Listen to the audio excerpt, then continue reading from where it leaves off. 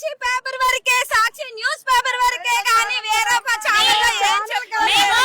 మేము biryani packet loss పండాలని కాదు, స్వచ్ఛమైన పవనాన్ని కోసం నేను వీర మహిళలు, మీ సొంత డబ్బులు తెచ్చుకుని వీర మహిళలు. మా భార్య, మా పిల్లల్ని, మా భర్తల్ని వదులుకొని కుటుంబాన్ని వదులుకొని రోడ్డు మీద పవనాన్ని ఈ రోజే కాదు, మేము పార్టీ గెలవక ముందు కూడా వైసీపీ వాళ్ళు మమ్మల్ని ఎంతో బాధలు పెట్టారు. పోలీసు వాళ్ళతో ఈడ్చి తన్నిన రోజులు ఉన్నాయి, దెబ్బలు కాసిన రోజులు ఉన్నాయి.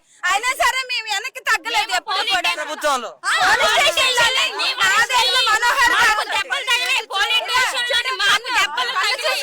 వైసీపీ పార్టీలో అది మమ్మల్ని జైల్లో పెట్టించి వైసీపీ పార్టీ మమ్మల్ని తీసి ఎక్కడ మేము తగ్గేదేలే. పవనాన్ని కోసం జైలు, ఆయన కోసం ఎక్కడే మా ప్రాణాలే ఇస్తాం ఇస్తారు ఖచ్చితంగా.